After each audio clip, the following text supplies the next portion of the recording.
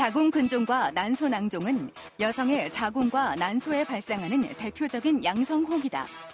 각각 발생하는 부위가 다르지만 여러 가지 공통점을 발견할 수 있는데 양성의 혹으로 그 발생 원인과 증상이 명확하지 않다는 것뿐 아니라 여성의 가임력에도 영향을 미칠 수 있다는 점이다. 자궁근종과 난소의 낭종은 20, 30대 가임기 여성에서 가장 흔하게 발생되는 양성 종양입니다. 위치에 따라서 자궁에 생겼을 때는 자궁근종, 그리고 난소에 생겨있던 혹을 난소낭종이라고 표현하는데요. 최근에는 발생하는 시기도 그렇고 크기가 훨씬 더 빨리 커지는 경향을 보여주고 있습니다.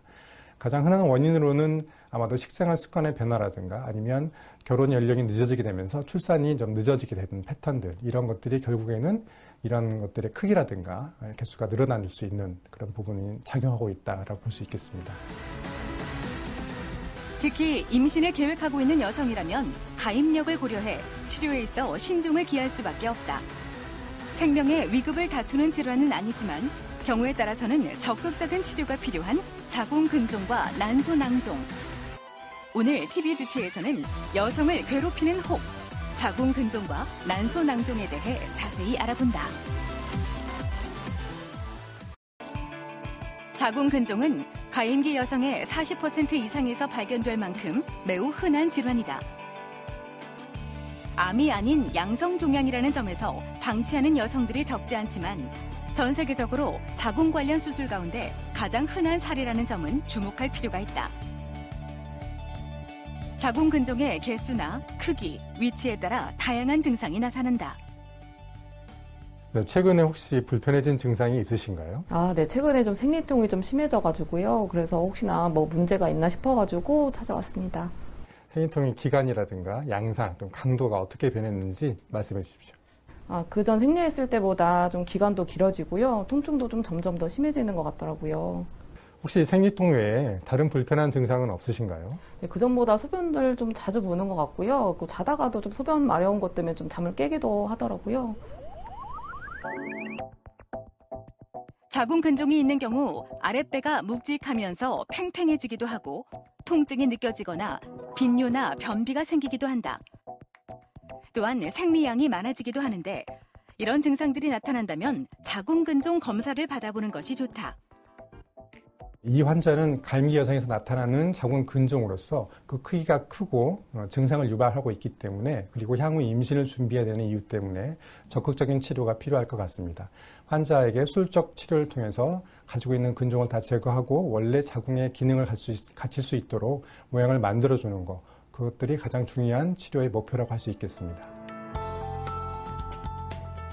근종은 크기와 위치에 따라 다양한 증상이 나타난다. 생리를 하는 자궁내강 안으로 자라는 점막하 근종은 크기가 작아도 월경 과다나 빈혈을 유발할 수 있고, 장막하 근종은 크기가 커도 큰 증상이 없이 빈뇨나 골반통을 유발하기도 한다. 이런 다양한 증상이 나타날 경우 초음파를 통해 바로 진단이 가능하다.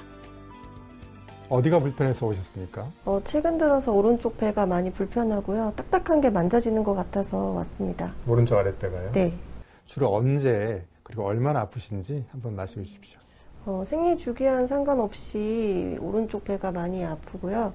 특히 밤에 많이 아파서 깨는 적이 있었습니다. 혹시 임신 계획이 있으신가요? 네. 요즘 둘째를 가지려고 노력하고 있습니다. 난소는 배란과 임신을 관장하는 장기다.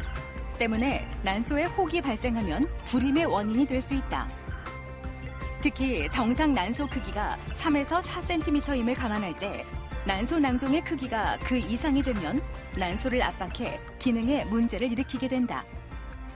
이 환자는 난소의 기형종이라는 종괴를 가지고 있는 환자입니다. 기형종은 특징적으로 피부라든가 아니면 치아 이런 것들이 자라나는 종괴로서 그 크기가 점점 커지게 되고 결국에는 난소 염좌라든가 난소에 대한 꼬임을 발생시킬 수 있는 환자입니다. 우리가 난소 기능을 유지하기 위해서는 환자에게 술적 치료를 통해서 종괴를 제거해주고 원래 모양의 난소를 만들어주는 게 우리 치료의 목표라고 할 수 있겠습니다. 자궁이나 난소의 혹은 안타깝게도 약물 치료만으로는 제거가 불가능하다.